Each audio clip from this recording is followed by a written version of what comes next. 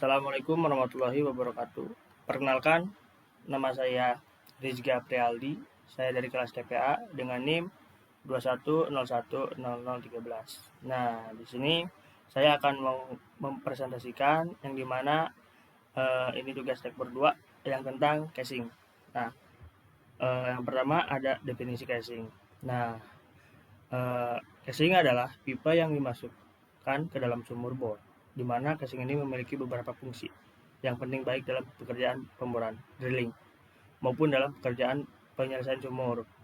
Casing ini merupakan komponen yang cukup mahal dan harus diperhitungkan dalam pekerjaan pemboran karena biasanya biaya untuk casing berkisaran antara 25% sampai dengan 30% dari keseluruhan biaya pemboran suatu sumur. Nah, di sini juga ada fungsi casing. Nah, fungsi casing ini mencegah gugurnya dinding sumur, menutup zona bertekanan abnormal, zona loss, dan sebagainya.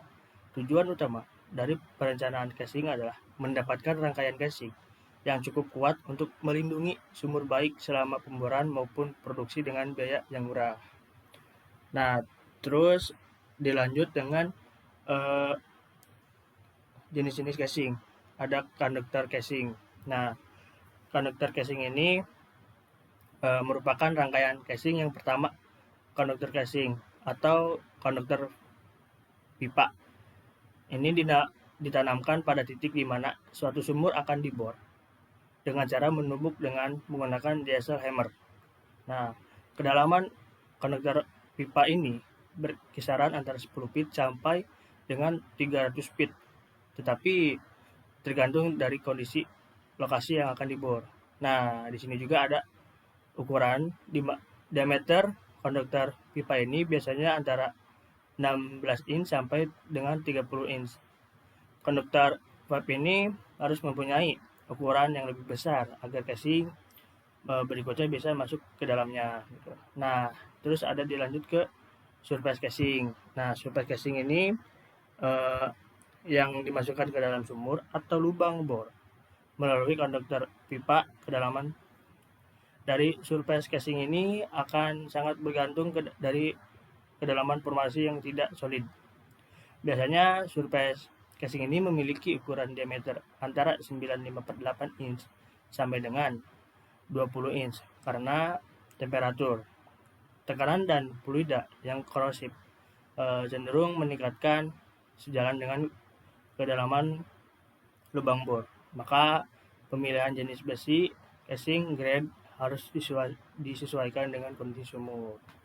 Nah, terus dilanjut ke intermediate casing. Nah, intermediate casing ini yang dipasang setelah surface casing, yang biasanya digunakan untuk menutup atau mengatasi masalah yang akan timbul dengan formasi selama pekerjaan pemboran. Nah, biasanya intermediate casing ini memiliki ukuran diameter antara 9,5/8 inch sampai dengan 13,5/8 inch. Nah, terus ada production casing. Nah, ini production casing ini rangkaian pipa selumbung yang terakhir di mana dimasukkan ke dalam lubang bor. Ukuran production casing ini akan sangat bergantung dari perkiraan jumlah produksi dari sumur tersebut. Semakin tinggi produksi sumur, akan semakin besar ukuran production casing yang akan digunakan. Nah, ini juga memiliki ukuran juga. Nah, diantaranya 13 inch sampai dengan 7 inch gitu. Nah, terus dilanjut ke liner. Nah, yang dimana liner ini merupakan rangkaian casing produksi. Nah, yang dipasang di dalam lubang bor atau sumur tetapi tidak sampai ke permukaan. Biasanya liner dipasang pada intermediate casing dengan menggunakan packer atau slip. Nah, di dalam pemasangannya liner biasanya akan berhimpitan dengan intermediate casing antara 100 feet sampai dengan 150 feet. Nah, terus dilanjut ke grade casing. Nah, grade casing ini yang dimana yang tadi udah dikatakan tadi, untuk grade casing ini memiliki kelompok atau grup gitu kan. Terus dilanjut ke beban brush. Nah, tekanan brush adalah tekanan minimum yang dapat menyebabkan pecahnya casing. Beban brush berasal dari tekanan kepala sumur, tekanan di atas stik lumpur, tekanan pada saat penyemanan, stimulasi dengan semua kondisi yang dapat menyebabkan harga VI internal atau FA eksternal positif. Terus ada tekanan collapse, adalah tekanan minimum yang dikenangkan pada casing sehingga menyebabkan casing tersebut collapse. Pada surface casing, penyemanan umum dilakukan sampai ke permukaan. Tinggi kolom semen ini memberikan beban collapse pada casing yang besarnya sama dengan tekanan hidrostatik semen. Terus ada tekanan tension. Nah, tekanan tension ini jadi beban tension terbesar terdapat di permukaan dan mengecil sampai 0 pada ujung rangkaian casing. Pemboran pada umumnya tidaklah menghasilkan lubang yang benar-benar lurus, melainkan ada deviasi. Casing yang dipasang pada lubang yang mengalami deviasi ini akan memperbesar beban tension. Pada perhitungan beban tension ini, dimisalkan rangkaian casing ini terdiri dari beberapa seksi berada di dalam lumpur dengan densitas tertentu.